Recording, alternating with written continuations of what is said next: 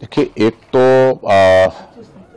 जो घटना घटित हुई है उस सारे मामले को लेकर के कोई राजनीतिक दल या कोई नेता उसमें उस आंदोलन में आगे बढ़ करके भाग ले रहा है, ऐसा तो अभी तक हुआ नहीं है। लेकिन जो हुआ है, पूरा समाज जो है इकट्ठा होकर के उस आंदोलन में हिस्सा लिया है कल, और उन्होंने जो मांग की है कि जो वहां पर भवन बना है जिसको अनऑथराइज्ड माना जा रहा है, उस भवन को हटाया जाए, ऐसा कहना है उन लोगों का।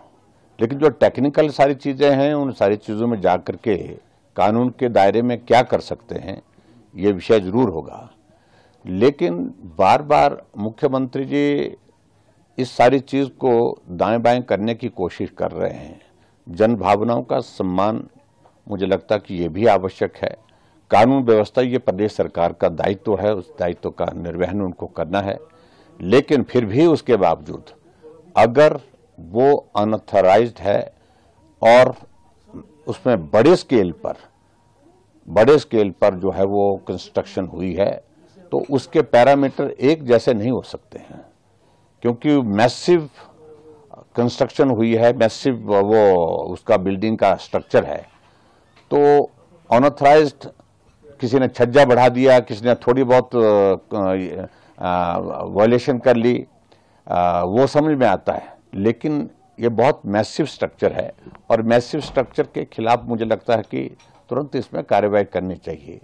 और मैं इस बात को भी देख रहा हूं कि अगर कार्रवाई नहीं हुई तो ऐसा लग रहा है कि जन भावनाएं जो है वो आसानी से रुकने वाली नहीं। इस बात को मैं देख रहा हूं, क्योंकि लोगों का गुस्सा बहुत ज्यादा है। भारत एक सेकुलर देश है, धर्मनिरपेक्ष देश है, सभी धर्मों का सम्मान है। जो भी भावनात्मक घटनाएं होती है, भावना में बहकर नहीं होनी चाहिए। कानून के हिसाब से हमें अपना काम करना है, और जिस प्रकार शांतिपूर्वक प्रोटेस्ट हुआ, सरकार पूरी नज़र रखे हुए है।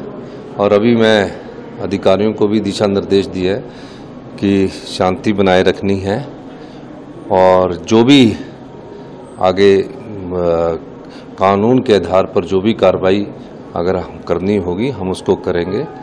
यही मैं कहना चाहता हूँ। बेसिकली जो प्रोटेस्टर्स हैं वो कह रहे हैं कि ये इलीगल कंस्ट्रक्शन है, हालांकि जो रेवेन्यू रिकॉर्ड है और जो अनऑथराइज्ड कंस्ट्रक्शन है, अगर हम अनऑथराइज्ड की बात करें तो शिमला में नहीं, देखिए, प्रोटेस्टर अगर इलीगल कंस्ट्रक्शन कह रहे हैं तो वो मामला मेरे ख्याल कोर्ट में चला है, और कोर्ट उसमें जो भी इलीगल होगा या लीगल होगा उसका फैसला करेगा। लेकिन हमारा दायित्व जो है वो समुदायों के बीच शांति बनाए रखने का, और मुझे खुशी है कि इस प्रकार का कोई माहौल बिगाड़ने की कोशिश नहीं की।